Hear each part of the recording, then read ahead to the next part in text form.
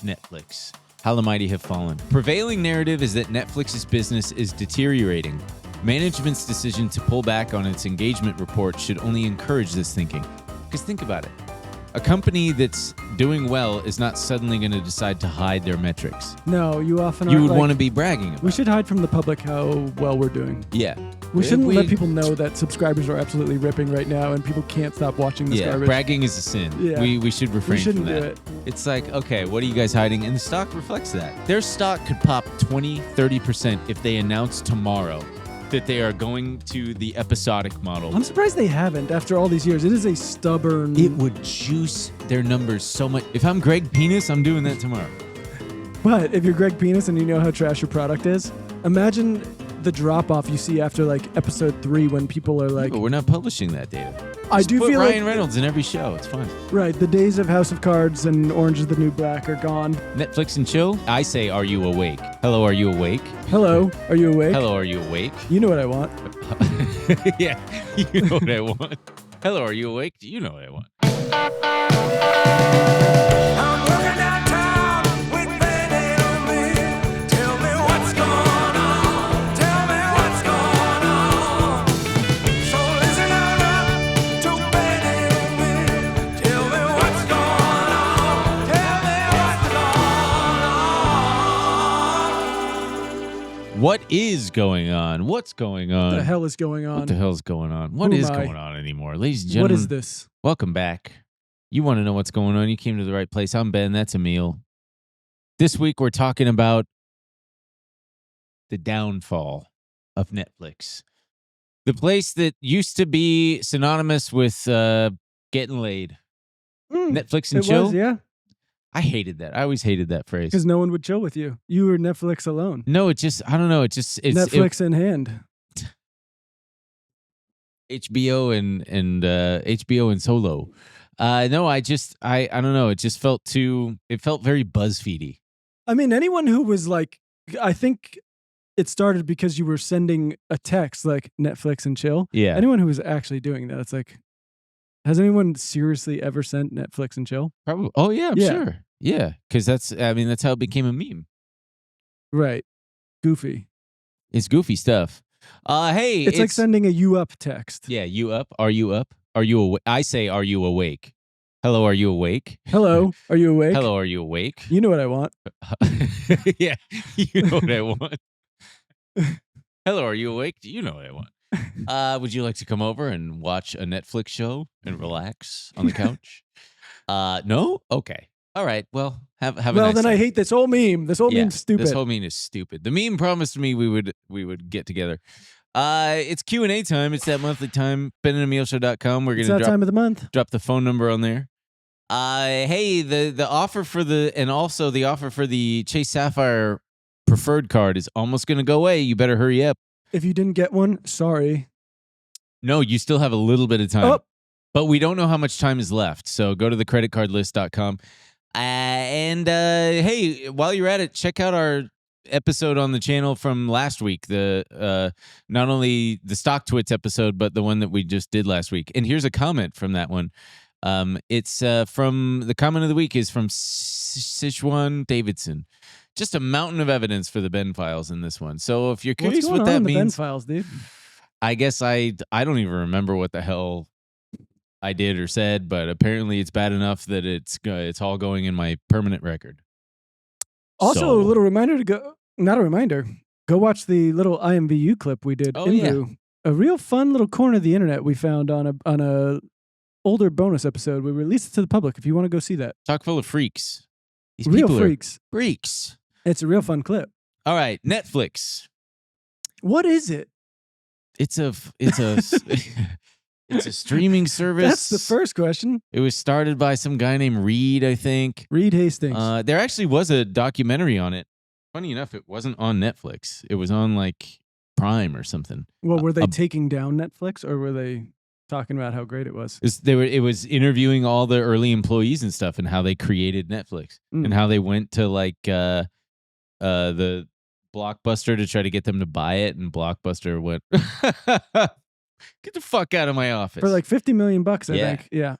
They probably would have rented it into the ground. Netflix versus the world. That's what it was called. And I guess it was on, I don't even know where it was on. Netflix. No, it was on like HBO, which makes no sense. But it was interesting. It was interesting stuff. They really were a scrappy upstart, like truly putting the DVDs in the envelopes themselves and whatnot. Oh, I mean, They've come a long, literally long lived way. through it. I remember the little flimsy Netflix envelopes, and being like, "This is the future." They're gonna mail the. I don't have to go to Blockbuster anymore. But Blockbuster almost had it too. They almost had it because they finally caught on and they did what Netflix was doing.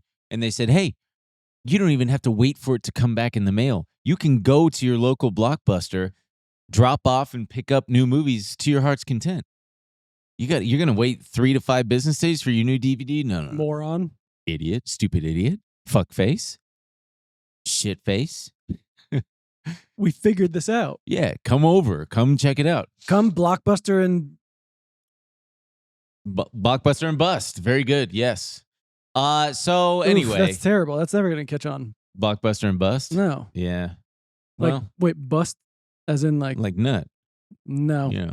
All right. I think one of the last ones is located in Oregon. Blockbuster and hang. Blockbuster and hang and relax. I digress. We digress. Sorry. Let's. But that was the old days of Netflix. Yeah. That was, nobody. It seems like nobody be watching it anymore. Nobody's watching this shit. But I do want to give it its credit. Like they were revolutionary in a sense. Sure. You know, after the whole DVD mailing thing, they came out with watch instantly. Streaming. Yeah. Which I remember having a conversation with my honestly revolutionary in multiple ways. Sorry, go ahead. My host dad in Spain when I was there last in 2012, 2013. And Netflix was just starting to go international, and he poo-pooed it. He was like, "Ben, this is not going to work here. There's piracy is too big in Europe. Why would anyone pay $12 a month when they can just pirate things?" And I was like, "Damn, okay, well, I guess he's right." And part of the reason why as we'll get into, I famously passed on the stock like 15 years ago, and Poor guy. want to kill myself. No, but revolutionary in the sense that they did the, watch instantly thing, which was basically just streaming, but they were just licensing IP from other Existing places. stuff, yeah. And, they were like, you can watch whatever, The Office or whatever was popular. And then they brought on House of Cards? Yeah. And then revolutionary in the sense that they were like, hey, we can create original content and we don't have to be like these traditional studios who are beholden to ad sales and all this stuff, and we can take a risk. And yeah, they released House of Cards in 2013. That was that long ago. Isn't that weird? And then I think the same year it was the Jail Show, Orange is the New Black. Oh yeah! Wow, I forgot about that one. Yeah, and then it was just off to the races, right? They were like all of a sudden this new player in original programming. Yeah, and you could binge. It gave way to the binging. I mean, and what was the term? Netflix and binge-worthy. Oh, binge-worthy. Shows were now binge-worthy, which is like, not a thing. I don't like that. I mean, it's traditionally not a great. I'm binging right now. Yeah, it's a sign that you have poor impulse control Right. and you're kind of an addict. Oh, it's binge-worthy. Maybe you've got an eating disorder. And they were on top for a while. They rode that wave for a long time. For a long time. But as we'll see, how the mighty have fallen. In fact, so let's kick it off with their recent finances, shall we? The stock is down 30% this year and 45% from the highs of last year. They did have a bit of a reprieve earlier this year when it came out that they lost the bid for Warner Brother. Nice. Is Paramount? Yeah, Warner Brothers. And stock climbed, but then it came back down. It's currently sitting at $284 billion in value and market cap. Q2 revenue was up 13.4% year over year to a whopping just over $12.5 billion, but the stock got punished because their guidance for the next quarter only called for a paltry 11.7% growth, which is a lot slower and a lot smaller than the market expected. So they got this new ad revenue tier, and that's set to double, and it's only going to double to $3 billion. That's only 6% of their sales. So that gives me pause even more. I'm like, I feel like you're just going to piss people off and increasing the ads. Increasing ads, the subscription price keeps going up. Yeah. At a certain point, there's going to be a... They're truly just going to go back to being cable. Oh, they've already talked about putting the channels on, like the 24-hour channels. Yeah. 24-hour channels, bundling with like Peacock. Yeah. At this point, fuck it. Do it, man. Right. Do it. Just give it back to us. I really don't care. Give it back. We'll have a Netflix guy come and install a fucking Netflix box. Jesus God. Q2, so this is the wild thing. They are very profitable now. Their margins are expanding. Q2 net income was up to $3.4 billion from $3.13 billion last year. They are more profitable than ever, but their relevance is also eroding. So it's kind of like two ships passing in the night. Right. The days of House of Cards and Orange is the New Black are gone. The days of BoJack Horseman and The Crown. Nobody watches this shit anymore. They had another big one. They've had Stranger many. Things obviously was Bridgerton. the massive. Yeah. All that. Love and Robots. I don't even know what that is. So the main issue here is that nobody cares anymore. Right. So their subscriber base is slightly growing. But we actually, so that's one of the things. They don't tell us the subscriber numbers anymore. They stopped showing that metric. Right. And they're also going to stop, or they're at least cutting their engagement metrics. Yeah. Because they're saying their subscriber base is growing, but the engagement per viewer is going down. Yeah. So they went, you know what? Instead of telling you this engagement number twice a year, I think they do it biannually. Like, we're just going to do it once a year. Well, yeah. So their engagement is flat. Man, you freaks out there. 97 billion hours were watched on Netflix in the first half of the year, which is up only 2% year over year. And that's pitted against their double-digit price hikes, which, like you said, indicates that revenue growth is increasingly due to pricing and not audience growth. Because if it was due to audience growth, that number would be way higher. But the revenues indicate, no, it's basically because they upped their prices. I mean, anecdotally, I know several people who just don't pay for it anymore. They're like, fuck it, I don't need it and I don't care. If there's a new show, I'll sign up for that garbage. I'll watch it and then I'll cancel it. Dude. I've canceled it multiple times. I should do it again. I don't give a flying S. I don't know why I said flying shit. I remember the last thing I watched, and it was the Rafa Nadal documentary they did. And before that, God, I can't even tell you. I mean, barely open the thing. Every time I do open it, it makes that stupid fucking sound. And then I look at the homepage and I'm like, what is any of this garbage? All right, yeah, let's log in here and see what it's also giving me a headache, the glitch. First of all, look how glitchy this shit is. Look at it. Click out of that, please. Does it even work? God. Oh my God. Try refreshing. Netflix, you're not doing Netflix just oh my God, dude. Why? Okay. Oh yeah, there we Jesus. go. How to stay in the No! All right, whatever. Okay, yeah, cool. Oh my God. See, look, immediately mute it. We can't have this on here. I'll take it. Oh my God, dude. Suits. Okay, cool. I do like that they were like, what if we made it really stressful to use the site? Jesus. All right, scroll down. Today's top picks. We got Suits. We got Young Sheldon. The Crash. Shameless. Okay, that was a show. That was a show. It's top search. Oh, okay. Then we get the top searches. We got this new Will Ferrell movie. Wait, I'm sorry. Did they do 15 episodes of The Hawk? Is that what that says? 10 episodes. 10 okay. episodes. Will Ferrell really getting back to his roots. Yeah. Stranger Things, Worst Neighbor Ever. My Life with the Walter Boys. I mean, what is Gems for you? More like Young Sheldon? Oh, great. Give us more like you. Wait, what do we have that's more like Young Sheldon? You got Mom, you got Nickelodeon's Victorious. They are riding on some legacy shit here too. True. Your next binge is Grey's Anatomy, Shameless, which I think was a Showtime show, Breaking Bad, AMC obviously. Orange is the New Black is theirs. Part of it when I created a new profile just to do this, and it had you pick 3 things from just a random assortment of shows and movies, and it's like, pick 3 that you like and we'll create a profile around you. Yeah. And it's just dog shit. I mean, go to new on Netflix. Let's see what they're pumping out. Yeah, what's new on Netflix? The Hawk, obviously. Which Ultimatum. it's getting panned. No idea. Ultimatum. It's some crapola about a new on Netflix. The top 10 shows. I do think this is a problem. Is that I think this is their This is their viewer base. Like the number one show right Yeah. now is The Ultimatum. I can't read what's under there. Marry or move on. Marry or move on. I think it's. Oh, dude, they got Harlan Coben's "I Will Find You." Exactly. You're a big Coben head. I'm a huge Coben head, and guys like me love this SLOP. They've really locked down the SLOP. The SLOP audience. The top 10 movies today. Shipwrecked. You've got Wicked for Good, Desire, Body in the Locker, Hunger Games, Shipwrecked, and Boss Baby. How the hell is Boss Baby still on there? Oh, people are watching the Hunger Games in anticipation for the new Hunger Games. And then it's just a ton of like true crime. Let's see, coming this week, A Toxic Love Story. That's what it feels like. It feels like they've captured they've gone after the people who are listening to true crime podcasts. Ooh, okay. There's one I see. Can you find it? Can you see the one that I'm interested in? Poop a Scandal. No, the bombing of Pan Am 103. What is that? Click that. Click that. I'm interested.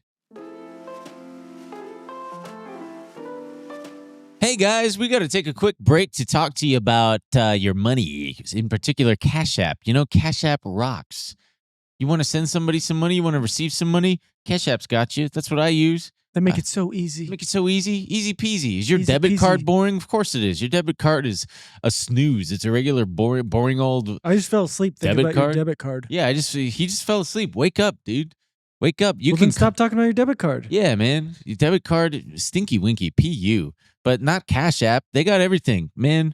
They got security and stuff, but you can also earn interest with Cash App. Did you know that? This is one of my favorite things about it. Man, it's money that comes into your account. Cash App can do way more than you think to make your money work for you. If you direct deposit at least $300 in paychecks each month and use the Cash App card for purchases, you can earn interest on your savings. No hidden fees.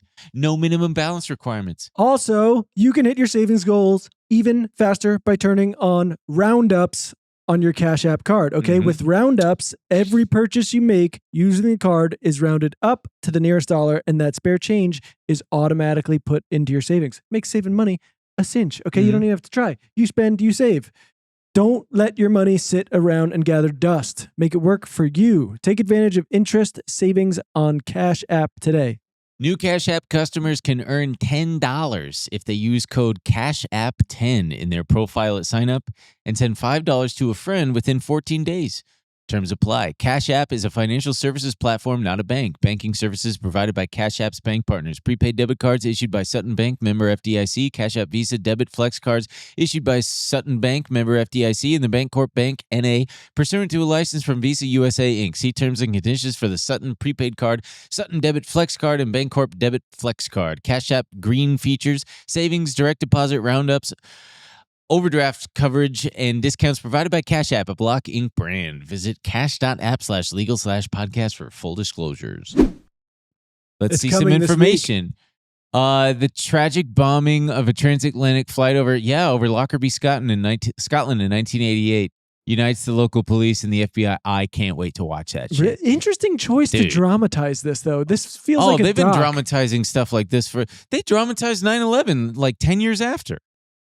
They did it pretty early. When did Right? that Nick Cage one come out? It was like 2008 or something. I'm gonna make a movie about 9/11. the Ground Zero was still on fire when they greenlit that. The Lockerbie thing was tragic, man. There were like bodies still in fucking seats and it was a 747 too, I believe. Dude, United 93 came out in 2006. Are you fucking kidding? It's 5 years after 9/11, they were like, let's make a movie. Right. The bodies still had flesh. And Well, the no, Nick there weren't. Cage one, World Trade Center, came out in 2006. They waited. They were like, we'll give it 5 years. Hollywood was like, and then I'm cashing That's in. insane, man. I'll give it 5 years, and then I need. Someone told me that they don't put, I think Luke said that they don't put the Netflix tag on things anymore. That are Netflix originals. It doesn't seem that way because it seems like Wait, scroll you can't down. really tell the difference between. Oh, yeah, they do. Wait, do they? I guess in the corner. Here, scroll down. There was something called Field of Dreams.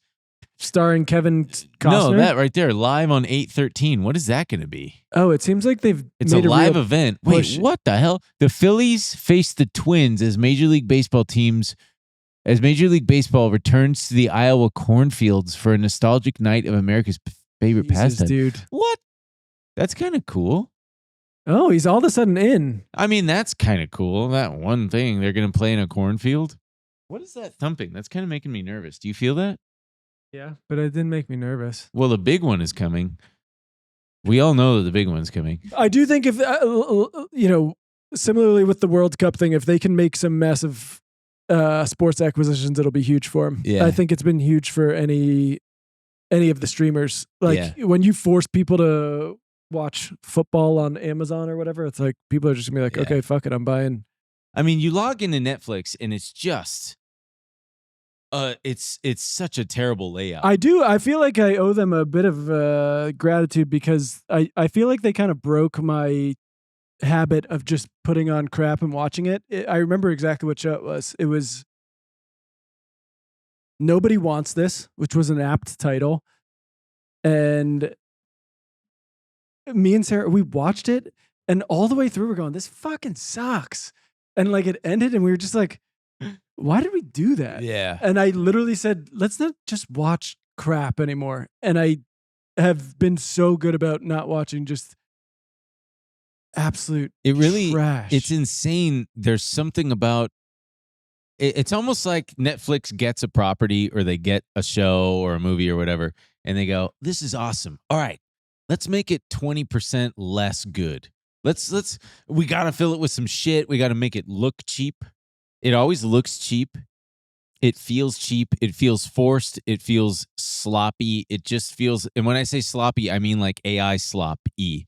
It just feels like slop. It feels like total crap. I think here you go, shithead. Eat this. They Watch. were in a tough position where I think in the beginning, so as we were talking about with that like watch instantly feature, they were just licensing things, which honestly it was kind of good. If you were just someone in the early Netflix days, you're like a big one. I feel like people were just ripping Friends episodes, and then all of a sudden, when they wanted to go to the original content route, and other people started getting into streaming, they all of a sudden were like, Jesus Christ, we have to build out a massive back catalog in a very short amount of time. So they greenlit everything. A bunch of garbage. And not only greenlit, we're spending so much money. I mean, from like 2013 to 2017, maybe 2018, it felt like 90% of the stuff that was on Netflix was just like famous actors, phoning it in. It was just... And getting massive paychecks. Yeah, I mean, just crazy... Ed Harris and like Jason Sudeikis and like it's just nuts. Just and garbage. The worst movie you've ever seen. I mean, just speaking to your point about the competition ratcheting up. Wait, go back to that. That was an interesting thread you found. The question someone asked on Reddit: why do Netflix films with large budgets feel cheap? And what is this highest comment? They have a mandate that all their original productions be filmed in 4K or higher for archival purposes, and it's something about the cameras. Oh, interesting. The biggest thing you're noticing is the color space through compression, something Netflix is actually very good at, but streaming 4K uninterrupted at less than 16 megabits per second is a whole different ballgame. Interesting. Well, so according to Nielsen, the ratings house, whatever I don't know what the hell they do over there. I've been hearing about Nielsen's ratings since 1992. Who the hell is Nielsen? It shows that their share, Netflix's share of streaming is down to 17% from 21% 2 years ago. And like we said, they no longer show subs, and they only do the what we watched recap once a year instead of twice.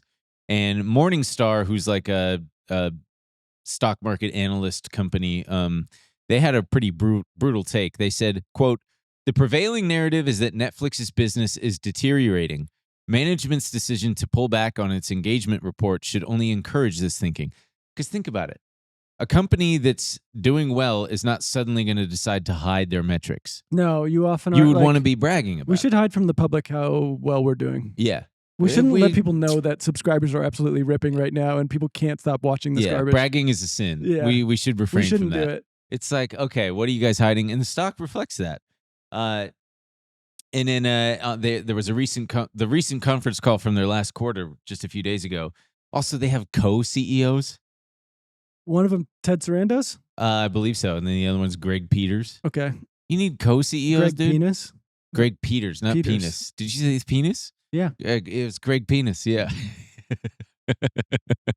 It's like that old SNL sketch where Tim Meadows is Dr. Poop. You remember that? No. Oh, he's just Dr. Poop. And he's just in it for like 60 seconds. Anyway. Oh, how did I not miss that old 60-second clip? It's a classic sketch. It's so good. But Greg Penis said, there is not a linear relationship between viewing hours and revenue and profit. Oh? So the more people view, well, I guess that does make sense.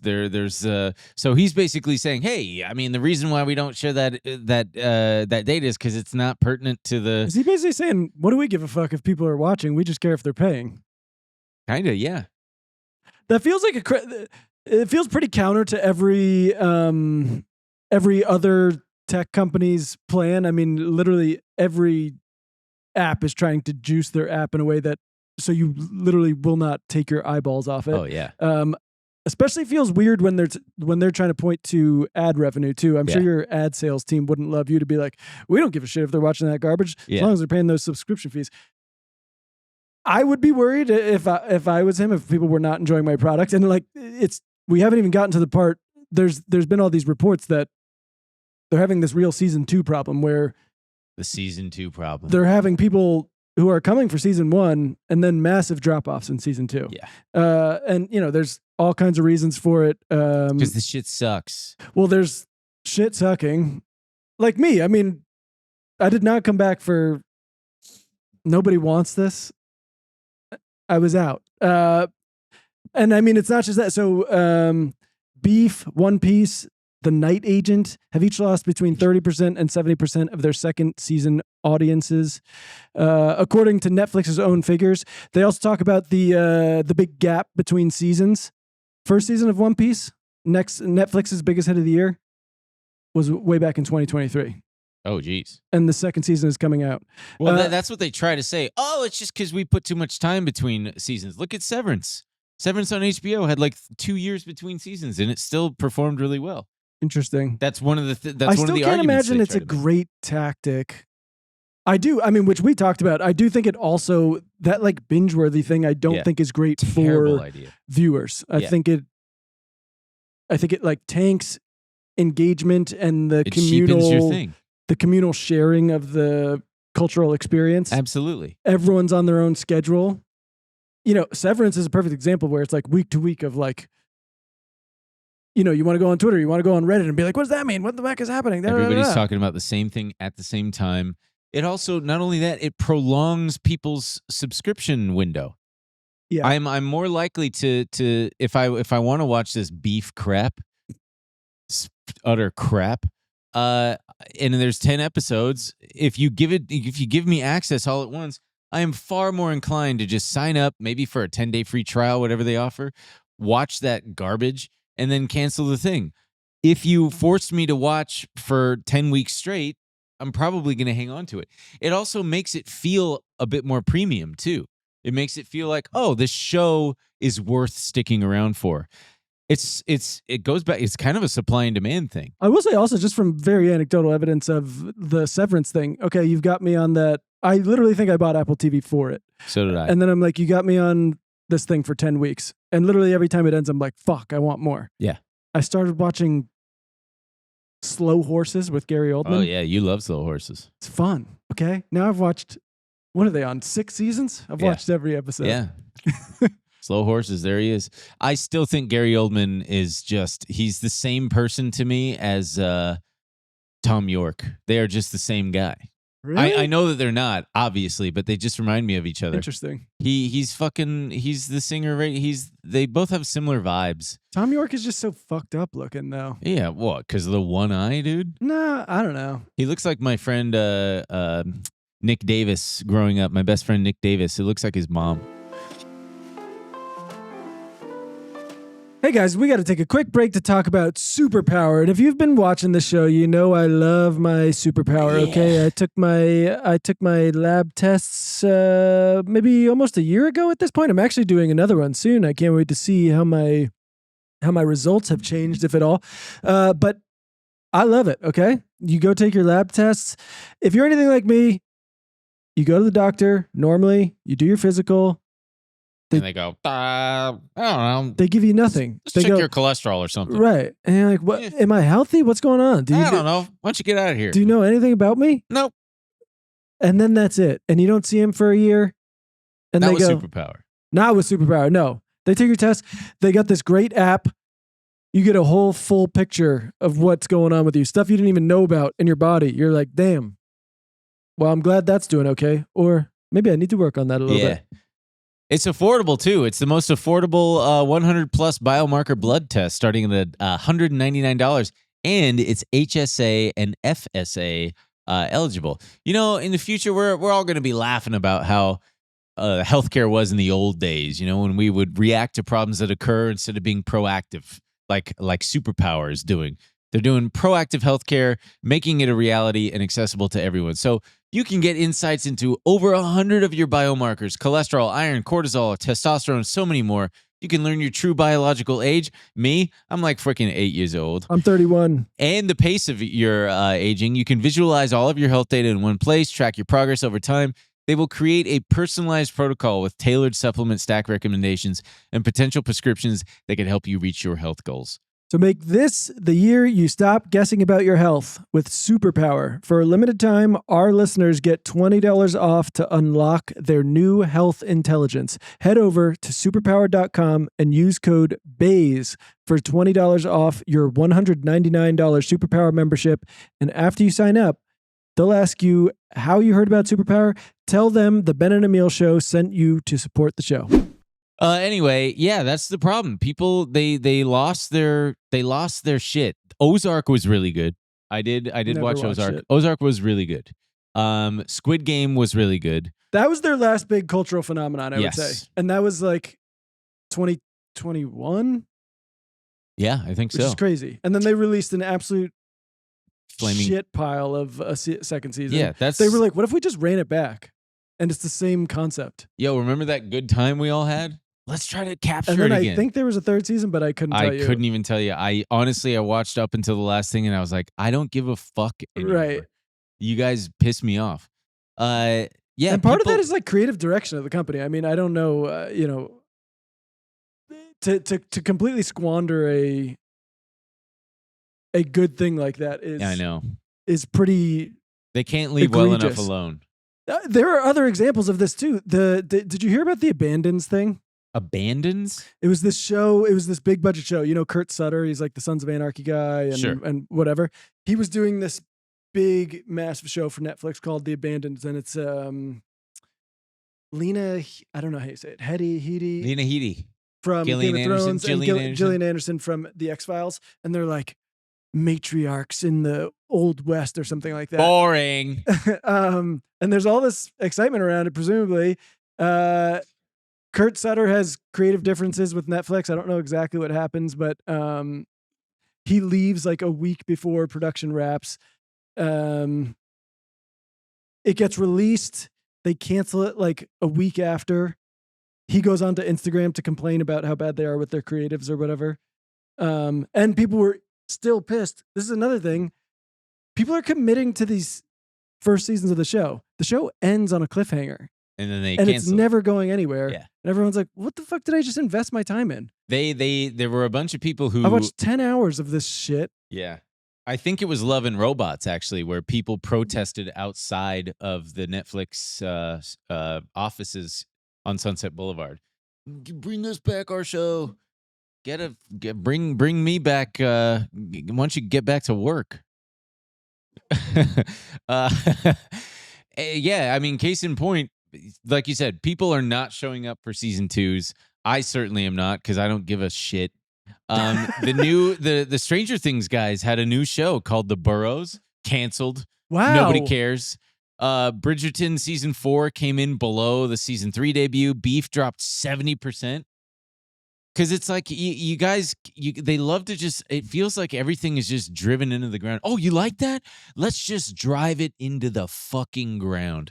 Running Point and the 4 seasons, I don't even know what the hell these shows are. They both dropped 50% into season 2. Those are terrible numbers. The Last Airbender, like you said, The Good Girl's Guide to Murder, Man on the Inside, all of this stuff, all their flagship titles overall declined either between 30 and 70%. They gotta like poach a bunch of creatives from another studio or something, because the running into the ground They already thing have. is like a bunch of like creative producers. Yeah. Oh, well, And then I don't know what they've the hell's all going. like vested their stock, and then they go, all right, cool, I'm out. Well, then that's not going to help. But I mean, I'm just thinking of.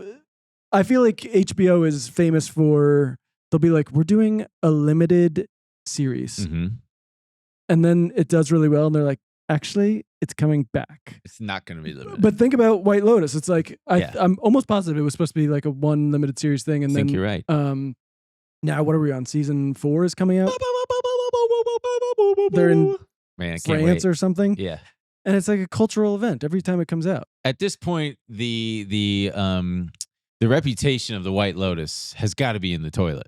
Oh, I mean, I'm can you not going imagine there. if there was a prominent murder? I don't at care it? how nice they are. I'm not going. Yeah, I'm not staying there. The 4 seasons had like a major ass murder. What are you every... doing at the White Lotus Paris or wherever Yeah. the hell they are What this is year? going on, man? Stop. So They're gonna kill you. Their big question, Netflix's big question that these big wig fat cats can't seem to figure out is, why doesn't anybody want to stick around, man? And they try to say, like we said, oh, it's because we're not doing it fast enough. We're not churning it out fast enough. But that's not true, because other streamers have success doing that. The Pit, HBO's The Pit, viewership was 50% higher than season 1. Even its worst, House of the Dragon, dropped only 8% between season 2 and 3. Damn, dude, that's crazy. The Pit season 2 jumped that much. Yeah. I mean, that's obviously those are Severance one-off grew examples. from season 1 to season 2. That's another thing. So they do this. They do this thing where they like greenlight stuff quickly. Yeah. They look at the initial numbers and they're like, "Fuck it, cancel it." Oh yeah. And they don't let the Pit grew so much. It became this like cultural phenomenon. Really, everyone's talking about it online. They don't let that percolate at all. They just go, No. pull the cord. Pull the cord. Shit sucks. People hate it. Oh my god. Also, for the first time last year, people spent more time on YouTube than Netflix. In April, people spent 7.8% on. Wait, I don't think that's right. No, people YouTube was spent smaller more than time. Netflix. People spent more time on Netflix or on YouTube than Netflix last year for the first time. Are you sure? Yes. I thought I thought YouTube has been eating everyone's lunch forever. I mean, for the first time compared to Netflix, specifically Netflix, yeah, they surpassed them last year. It was last year. I swear to God, man. All right. Also, anecdotally, part of the reason why, well, not anecdotally, I guess, but part of the reason why you get these Netflix is having problems is because every time they greenlight a second season of something, the costs go up tremendously. The actors can now command more money. Sure. The crews, the unions can command more money. So they're taking big risks, which makes them all the more inclined to cut the cord as soon as possible. As soon as the data points to it not being very good, they are a lot more inclined. I mean, case in point, a friend of mine was on a TV show and she only made, $80,000 for that one season. And she's like, if I were to get brought back for the second season, they would pay me like $400,000 versus the one. That's so like you what can, they pay the president. Yeah, that's like what they pay the freaking president of the United States. So costs go up, everybody gets better pay, but then, if the viewership's down, yeah. I thought this was interesting. Just speaking of all the other streamers, there was an analyst at Wells Fargo who recently floated the idea that Disney would be much better off and it would be way cheaper for them to just ditch Disney Plus and license their properties to be streamed elsewhere. Interesting. It's a great idea. I'm like, yeah, do that. The cost for all the streaming shit, just be like, we're not going to do. We'll partner with Netflix or whoever, and But I it'll think, just all like, live there. It might be a loss leader where they're just like, yeah, but we want to be able to crush companies like Netflix. Yeah. We want to put Netflix out of business rather than letting them be this powerful studio that we have to go through. Yeah. They might just be like, fuck it, we're Disney. We own everything. If you want to see our shit, do it on ours. Fucking hate Disney, man. It's just such an impotent. It's just got such a weird vibe to me. My impression of Disney is such a weird. It's sort of. Well, they own everything now. I mean, it's like Yeah. but they Disneyify everything. I mean, seeing that Dr. Doom trailer. Here you go, you fat fucking pig. Truly. Here, eat it up, you stupid feels son of a like- bitch. What even? I haven't seen one in so long, and I'm like, what is this? We got everybody together, and it looks like and shit. it's like, didn't you guys do this like 10 years ago for Endgame or whatever? And they're like, no, but they're back. They're back because of multiverse. There's There's worse a multiverse. guy. Yeah. We got even scarier guy. He's gonna come back. He's gonna scare everybody. It feels like a lot of people are out of ideas. It's fully out of ideas. And honestly, what Netflix is trying to do is it almost makes you cringe a little bit. We had alluded to some of it, but like they're talking about partnerships with BuzzFeed. Ugh. For the live stuff. Condé Nast. Condé Nast. Everybody's talking about Condé Nast and BuzzFeed. Is that really going to help people? Like, fuck no, dude. They could just go on their phone, which they'd much prefer to do, and just like look at cooking videos from Condé Nast or like travel videos from Condé Nast, or like BuzzFeed, like top things like millennials only know.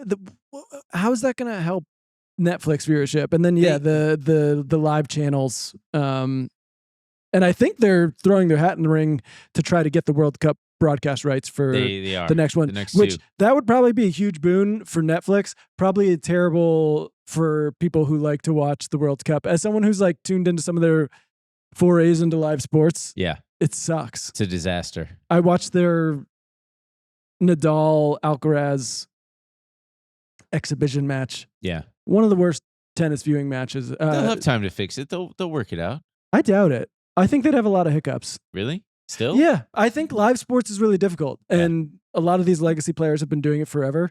And I think they'd have a tough time doing it.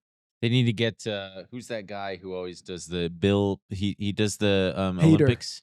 Bill who? Hader? No, not Bill Hader, you Burr? silly Billy. No, not Bill Burr, you goof. You big Bill, silly guy. Bob Costas? Bob Costas, yeah. Love Bob Costas. I'm the silly guy, but he gave me the wrong name. Bill Simmons. Oh shit! What was I gonna say? Well, that's the other. I don't know if they. No, that's probably Spotify who bought the Ringer. But Netflix is literally buying. Didn't they buy a bunch of Barstool properties and shit? They bought. Well, yes, they're doing that. They're doing podcasts. They've done a few live shows. They've got the like, is it cake or not with fucking Ed Helms or something? I mean, the only thing that they seem to have a cool factor about is comedy, but only live. In LA once a year. Oh yeah, I was when gonna it's say like okay, the fine. Netflix is a they joke do the festival. Netflix is a joke fest, but then I'm like, they're giving anybody a comedy special now. On even Netflix. that, it seems like the calculus has changed. Where I think people, for a long time, for up and coming comedians, getting a Netflix special was probably a huge deal, and now they're all like, I'd rather just put it on YouTube. Yeah.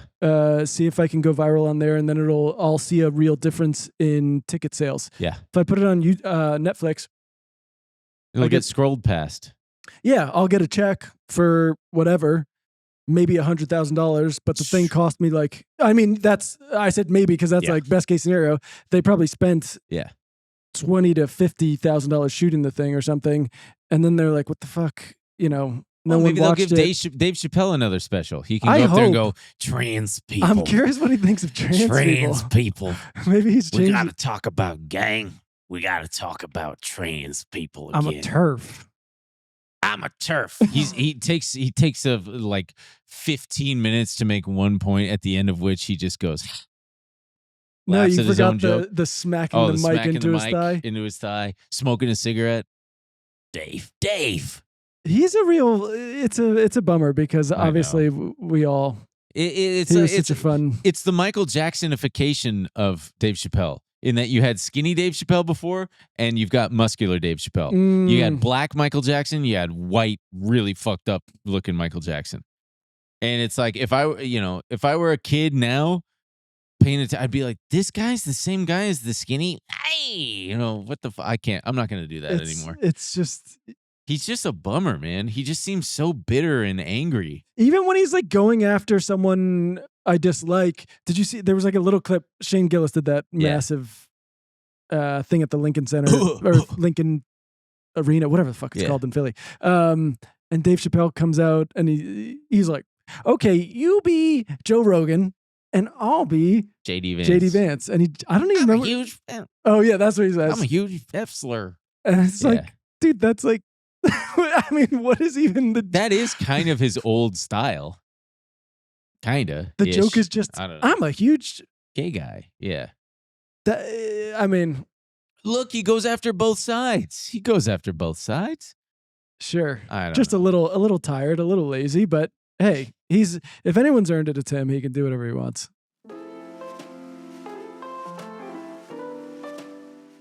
Hey guys, we want to take one last quick break to talk about your wallet. You know, that stinky thing that you've been sitting on for years and years.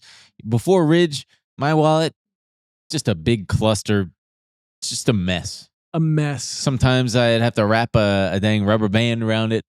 I hated sitting down. Yeah. It was horrible. But then Ridge came along and changed my life forever. It's unique, slim, modern design, super sleek, holds up to 12 cards plus cash. You know I love my credit cards. You know I got to keep some on me. You know I keep that thing on me. Made with premium materials like aluminum, titanium, and carbon fiber. All Ridge products have a lifetime warranty. This is literally the last wallet you'll ever have to buy. And that's not the only thing that they got. They got key cases, suitcases, rings. But you got to tell them about power bank. Does your freaking wallet have the RFID technology? The RFID blocking technology? No, probably not. Because if not, you're leaving yourself vulnerable to digital pickpockets, and you look insane right now that you don't have RFID blocking. Yeah, sometimes you also lose your wallet, the worst. But the Ridge tracker card, with that thing, you'll always know exactly where your wallet is before panic mode sets in. Beautiful. And every product that they got, like we said, they got the everyday carry essentials, power banks, key cases, suitcases, and rings. I'm all a built. huge Ridge power bank guy. Oh, That man, thing I saves use my it. life I use it all the time. on the reg. No matter what you pick, Ridge has free shipping, a 99-day risk-free trial, and a lifetime warranty on all their products. So what do you got to lose, huh? For a limited time, our listeners get 10% off at Ridge by using code BAYS at checkout. Just head to ridge.com and use code BAYS and you're all set. After you purchase, they will ask you where you heard about them. Please support our show and tell them our show sent you. So I personally think that Netflix's problem with the drop-off in season 2 is many things, like we've talked about. The quality of the content sucks shit. It innately just feels cheap. Everything about their properties feels forced. It feels like it's You know, it'd be a good game. what? I wish we had like a bunch of clips from content we hadn't seen from all across the streamers, and we had to see how accurately we could pick out which one was a Netflix original. Oh, And or I like bet we could do pretty well. I mean, so just It's look just at got to feel. it's just I feel like for a moment there, for a couple of years, it was just like, hey, a new Ryan Reynolds movie is on Netflix. Oh, this time is gotta fight, robots. Oh my God, The Rock is in a new movie on Netflix. I watched Gotta the catch one. that. I watched the one where Ryan Reynolds is some kind of like, I don't even know, like time bending. Oh yeah, space. it's all just fucking garbage crap, and it costs like $300 million. And you watch it, and you're like, where did that go? Chris Pratt in a fucking. Yeah. I watched like the first 30 minutes of that Time War thing. I don't even know The what that Tomorrow is. War. It's called the Tomorrow War. And the aliens in that movie are pretty cool, actually. Are they? When they first show the aliens, I was like, whoa, that's actually kind of fucking awesome. The VFX on it is pretty cool, pretty terrifying. But the rest of the movie, oh, crap, dude. Just crap. That thing's scary looking. That is a scary alien. It's a I'll give it scary that. alien. I'll give them that. It's a scary alien. It's scary. But yeah, they screwed up. They're doing all this crap. They're forcing it down our throats. They also they set themselves apart with the whole binge model, but then that became their undoing. I do And really I think that's a don't big part of it. understand. Their stock could pop 20-30% if they announce tomorrow that they are going to the episodic model. I'm surprised they haven't after all these years. It is a stubborn. It would juice their numbers so much. It's another lever for them to pull, and I can't fathom why they would do that. I wonder how also if your product. If I'm Greg Penis, I'm doing that tomorrow. But if you're Greg Penis and you know how trash your product is, imagine the drop off you see after like episode 3 when people are like, But we're not publishing that data. True. But fucking Nielsen. They're getting their claws and everything. Because that's, I mean, I Just do put feel Ryan like Reynolds in every show. It's fine. True. Hey, Bubba, come here. Go on. No, I just feel like there's a real double-edged sword there where if your product is trash, people aren't going to stick around from week to week. But yeah, it's true. And they're going to have all the more time to really sit with it and focus on it and be like, this sucks shit ass. I feel like they really got to reckon with their own creative choices here. This is caca doo-doo from a butt kind of shit. I do think that there is potential with the always-on live channels. If they were to market them correctly, if they were to get the right talent on there. And yeah, but aren't the always on live channels just basically like reruns of things? It's not like, I don't know, probably. I don't know how well. I mean, is there really a huge market for that? We've got an always on Condé Nast channel. Come content ass channel? No, Condé Nast. Oh, Condé Nast. I thought you said a content ass channel. They tried getting into I would games. watch a content ass channel. Yeah, content ass. Best butts from all around the world. Hell yeah. Yeah, the navigation of it 3 sucks. p.m. we got the biggest butts in South America. You log on, it's like top 10 right now, and then sometimes I get lost. I'm like, what the fuck? How do I just see what I was watching? And it's just, I don't know, it sucks. And then they have the auto playing thing where it just starts to play the thing. I'm like, shut the fuck up, please. Don't do that. Let me turn it off. It feels they got to get us in there, and we could fix this whole thing. I feel like we could fix Netflix. I, of course, have... women always think they could fix him. My history, man, I distinctly remember being in my bedroom when I was 3 years into doing stock trading stuff, and it was 2012, and famous investor, I've told the story probably, Carl Icahn. I saw the headline. Carl Icahn is buying a significant stake in like hundreds of millions of dollars in Netflix. At the time, the market cap was like $5 billion. $5 billion Netflix was valued back then. And I thought, God, that's freaking pricey, dude. That's a lot of money for Netflix, man. For DVDs. Man. Dang. I mean, they were just getting started into streaming, and also the stock was near all-time highs at the time. Split adjusted, because they've done a couple stock splits since then. The stock was trading at just about $1 a share. And today it's at like 70. A lot. I'm not great at math, but that's about 70 times more. It's so much freaking money, man. What year are we talking here, though? 2012. Okay. 2012. Man. It's a very different picture. Sure. You know, your host dad in Spain is like, we love to pirate. Ben, we pirate things. It'll never work. People in Spain. The pirating era, were you ripping stuff? Oh, yeah. Oh, I barely got into torrents because it kind of, I didn't quite fully understand it. I was like, how is this different than WinMX? All I know was that I needed another program for the torrents. So it's like, yeah. But literally someone the other day was like, what did we do before Spotify? And I was like, we just fucking stole it. Yeah. BearShare, WinMX, Napster, of course. It was so easy to just torrent search. that shit, throw it in my iTunes library. Burn a CD. No, I wasn't. It would probably go on my iPod, I guess. I burned CDs because I had my car and I had a CD Not changer. in 2012. Yeah, no. There's no way. No, you're right. Because I was in my old Volvo and I just had the cassette adapter instead of the aux cord like you young bucks have. We had cassette adapters. The cassette adapter was huge. Yeah. Did you ever use a cassette adapter? Of course. What mind-bending technology? Who figured that out? How does that work? It's got to run out of tape, right? It's got to rewind. I don't know. We'll play the iPod through the tapes. Some Japanese guy probably invented it. Some guy at Sony. It's simple. The iPod will play through a tape. Who invented the cassette adapter? Let's see. The cassette adapter, which allowed people... Oh, an American engineer named Larry Schatz. Wow. Also, the original compact cassette tape itself was invented by Dutch engineer Lou Ottens and his team at Philips. Oh, you don't even need the tape. 1960s. It just goes through a magnetic record head housed inside the fake cassette shell. Oh, that's cool, man. An electromagnetic signal. Wow. That guy's a genius. That We got guy's to a get Larry fucking Schatz genius. on other He's stuff. probably dead. I bet he's dead as hell. That's the problem. Larry Schatz. If Larry Schatz were still alive, this country would be in a whole different Yeah. situation. I'll tell you that much. Wow, no. Yeah. Oh, yeah, he did die. It looks like he died 2021. Oh, wait, no. He got included in the Marquis Who's Who. The Marquis Who's Who biographical volumes. Individuals are selected on the basis of current reference value. And yeah, he was an engineer. That's pretty cool. I bet Larry Schatz could turn around Netflix. Wow.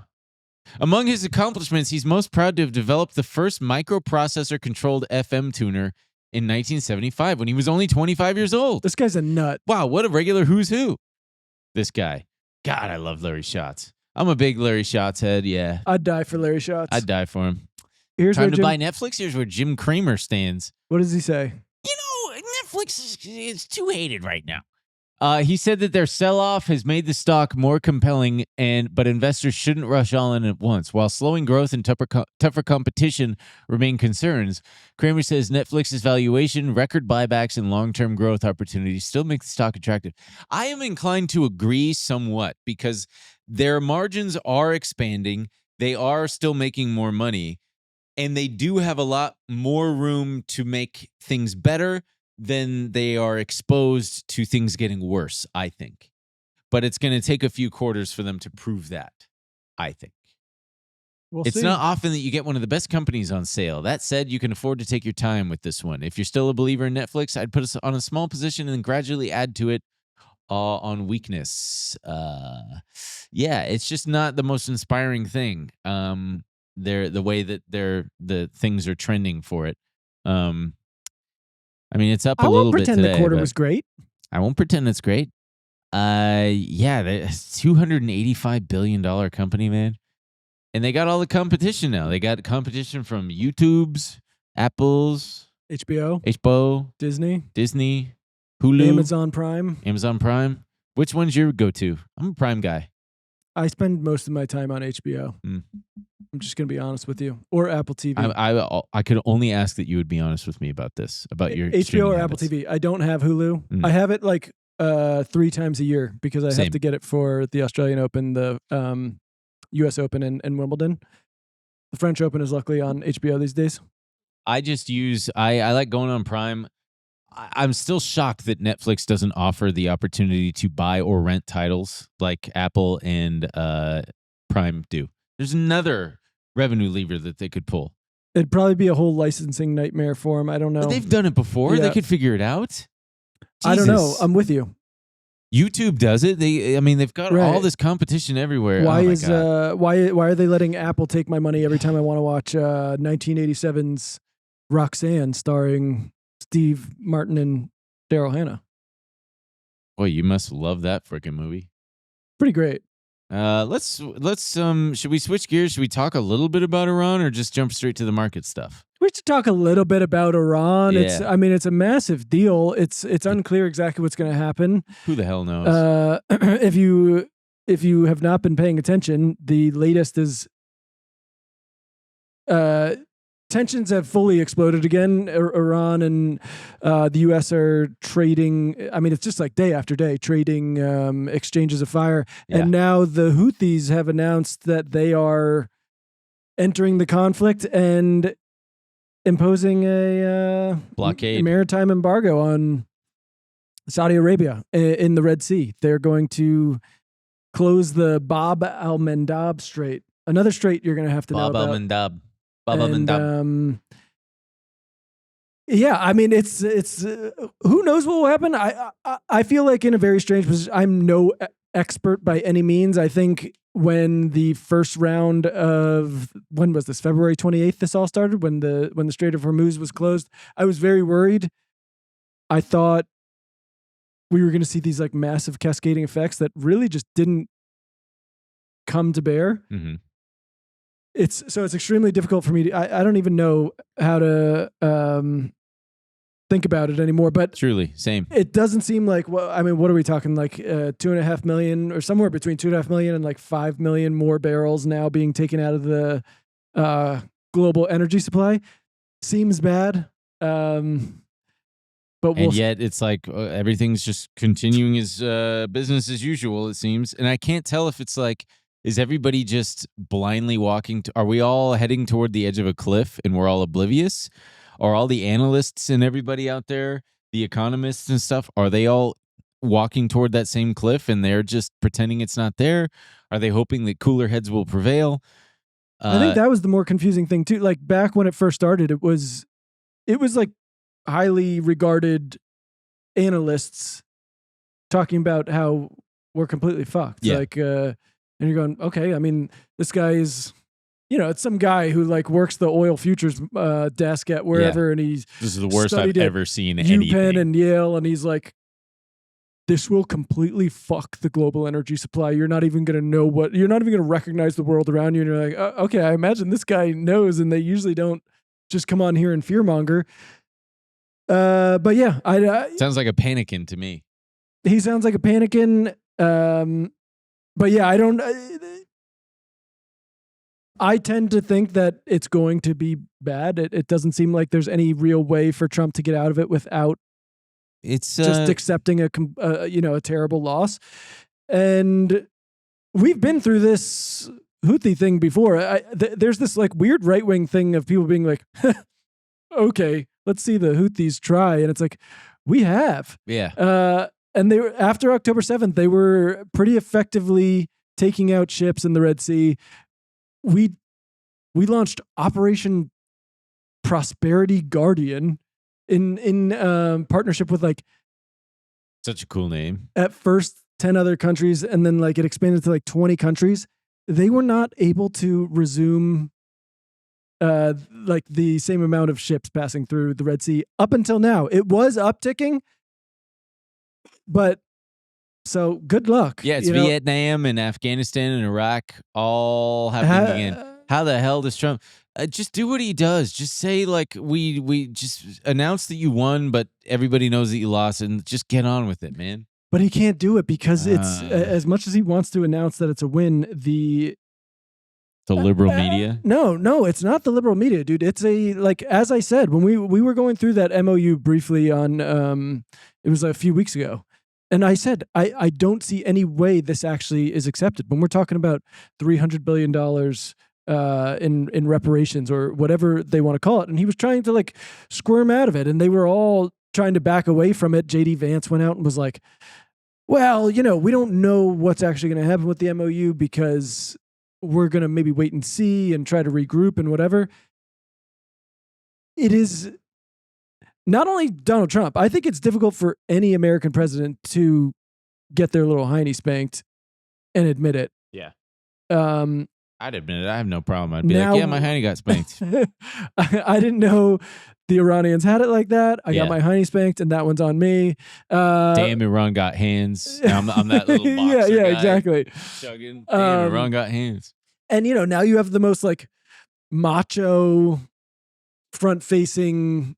We changed the damn department to the Department of War, the Department of Defense, and Pete Hegseth is like literally doing little video announcements like no more gay guys, dude. Literally being like, we're giving these guys more tea, okay? Because they are, and that's the tea. The age of sissies is over.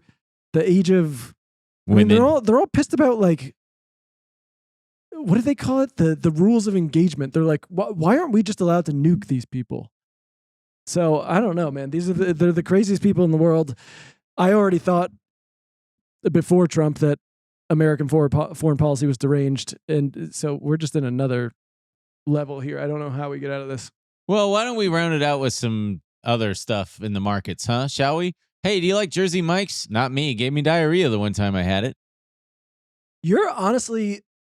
I've encountered like multiple people who've gotten diarrhea from Jersey Mike's. Yeah, and I hate to shame Jersey Mike's. I don't know if I trust a high school kid to follow the strict protocols of food handling safety. You don't know if you trust. I don't trust a high school kid to handle the strict protocols of food handling safety, especially when we're dealing with cold cuts and temperatures and stuff.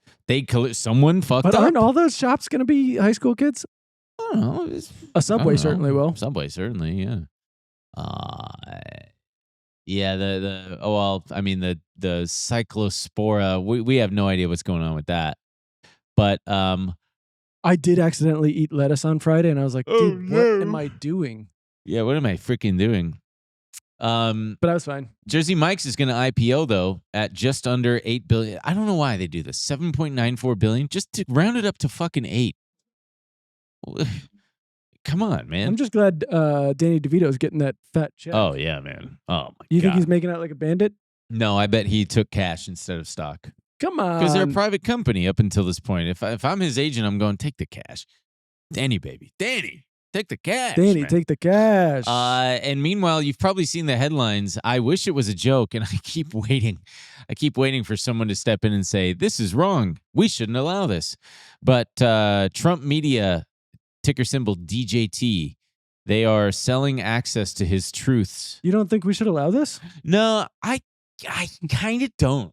Honestly, I kind of don't think it's a good idea. You don't think we should give people special access who pay to Trump's market moving information Yeah. that comes directly from Donald Trump that he's charging $100,000 a month for to these investment banks and whatnot? No, I just don't think it's a good idea.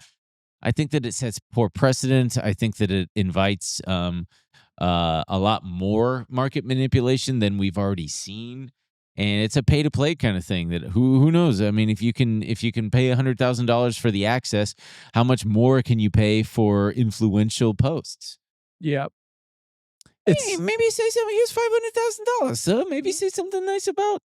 The fraud is obviously mind-boggling. There was a great chart. I wish I saved it. There was a great chart someone had of the past presidents and their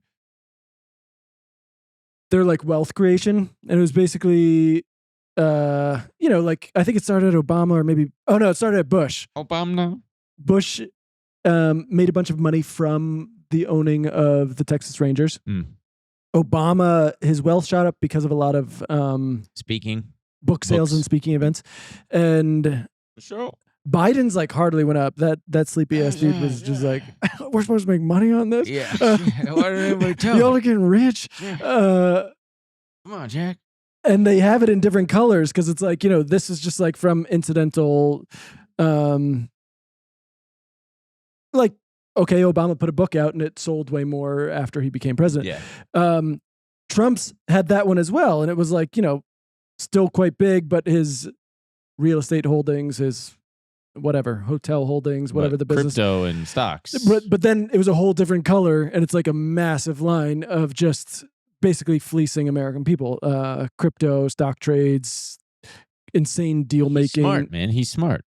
That's because he's smart. And you're just mad that he's smart. I mean, that's what someone, a supporter, I imagine, would say. They either just deny it outright, or they don't care, or they think that he's smart. Bubba, can you please? I mean, come on. He's smart and we're stupid, and he's and smart. That's why We're he's stupid. Where he is.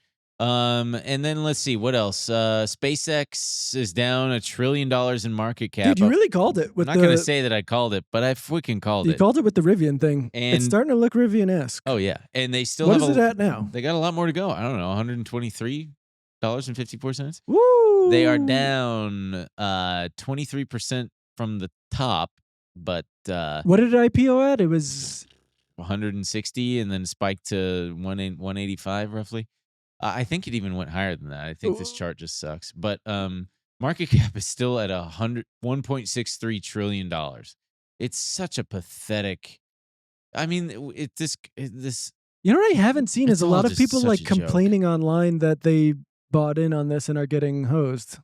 Because I would hope that some people are smarter than that. Kathy Wood sure bought some because she's a fucking. I don't understand. She bought like. They show the photo of her doing her like smart thing, and it's like she bought $35 million worth of SpaceX at like the day one. Just I cannot wrap my mind around that woman and how stupid she is. Blind faith. As a money manager. I guess, yeah, blind faith. I guess this means There she is. SpaceX is worth a lot of money. I think it's worth more than $2 trillion. I'm Kathy Wood. I'm gonna buy more, in fact. I guess this means that we no longer have our first trillionaire, which is at least a small win we can a small win. We can all celebrate. hang our hat on. A pop culture crossover we can all celebrate. Yeah. Unless you're a big Elon head, then I guess you're not celebrating. You sleep soundly knowing. And they still have earnings around the corner, which means more shares are going to get released into the public float, the trading. So, what impact do you think that will have, if any? It'll be dilutive. It'll be a lot more shares out there that people are just going to dump. Insiders, if you're an insider, you've been waiting for this IPO, and you are on paper worth millions of dollars, and now you've seen it on paper go down, are you going to sell the first chance you get, or are you going to hold on and hope that it bounces back? I thought this one was like, didn't they change the rules where insiders were allowed to sell like pretty immediately, or no? I think a very small amount. Okay. Yeah, because only 5% of shares are right. freely tradable. And then I just thought. And you think they're all just going to dump? I think they're going to dump. Yeah, wouldn't you? I would for sure. Your first opportunity at liquidity, a liquidity event. I for sure would, but there's a lot of like Elon true believers. Yeah, that's true. That's true. And Jensen Huang's jacket sold for $1 million. I don't know how the hell that happened. And I like this. Warren Buffett said that Bill Gates' behavior was distasteful in regards to Epstein. Yeah, it was distasteful. He should have just gotten cherry Coke and McDonald's with me, but instead he wanted to get massages from Russian prostitutes. So that's a terrible Warren Buffett. He's going to be dead soon. I just know it. I give him till the end of the year. They showed him, he was interviewed and he was wearing a t-shirt. He just looked like, that's his retirement. He switched out the suit for a t-shirt, and he did pledge to get rid of all of his wealth by like 2034. He's not giving any to his kids? I believe like a small enough, yeah. But he's given away all his Berkshire Hathaway stock, over like $150 billion worth. Are we getting any? I don't know. I'd have to check. It'd be cool if he gave us some. Well, he should have like a thing where you could write a letter and be like, ooh, yeah. Here's how I would spend the money. Yeah. I'm a cool guy. Yeah. I've been a good guy. Here's why I deserve one share of Berkshire Hathaway. I sometimes think about that where I'm like, I don't think it's the worst. I wouldn't say, I don't know if it's the biggest waste of time if I like selected, I don't know, 50 to 100 guys and just maxed it out, 100 guys. Started writing letters. Like, hey, I want money. Like from a really rich guy. I think that is actually a really good idea. And I feel like 1 out of 100 might be like, yeah, here's $100.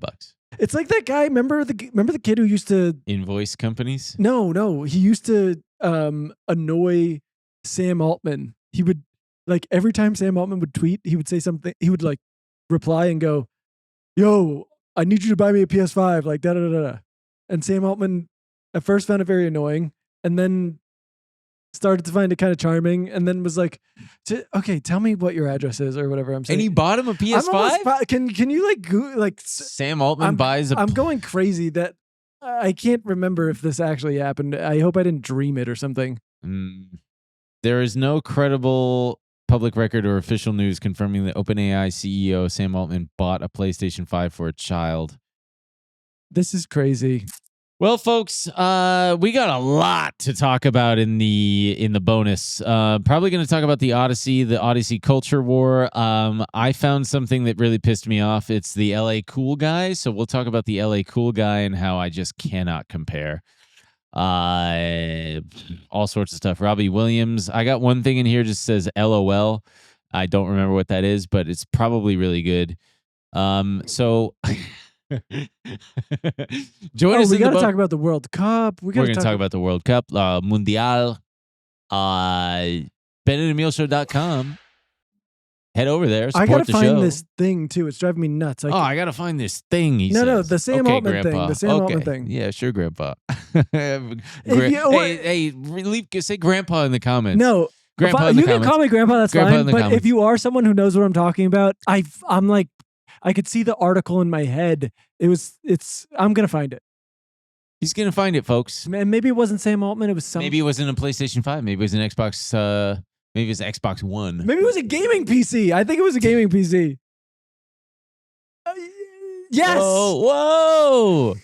He bought him a Steam machine? I'd be dead ass if the console. Man, I hate dead ass. Oh, yo, dead ass? Oh, dead ass? Hey, are you gay? Do you think this guy looks gay? Dead ass? Or Someone bullied Sam Altman into buying them a GPU. Wow. Someone bullied Sam Altman into buying them a GPU for their gaming PC. This guy just randomly asked Sam Altman to buy him an RTX 5090 and actually received it. Wow. He said, Sam, you, me, the Amalfi Coast, me, double Fernet on the rocks, club soda to taste, you, one delightfully sweet bitter Negroni stirred 2.9 billion revolutions counterclockwise, one for each hertz of the NVIDIA 5090 and the gaming PC you will buy and ship to my house. And so he'd been doing stuff like this forever. And then Sam Altman finally retweeted and goes, okay, this was funny. Send me your address and I'll send you a 5090. that's pretty cool, guys. Oh, that was... I'm so glad I got it in under the wire because I just didn't want to be... Still, call him Grandpa. No, you can't. You actually have lost all ability to call me Grandma at this, Grandpa, because I was right. You were wrong. All right, guys. And you all doubted me.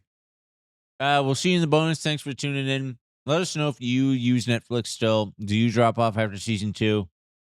What was your favorite thing? All that stuff. Maybe we'll get picked for the comment of the week next week. And we love you. Bye. Coming up on this week's episode of BenandEmilShow.com. Liquelli monkey, a new species that was discovered in the Congo rainforest. How the fuck was this monkey hiding out for this long? That's what I don't understand.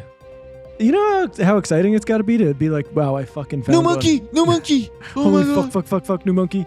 Did you ever watch the movie Congo? The Wild Thornberries? Nigel. Yeah, I watched the movie Congo. Gorilla. It's like Girl Dinner Diaries, Reddit.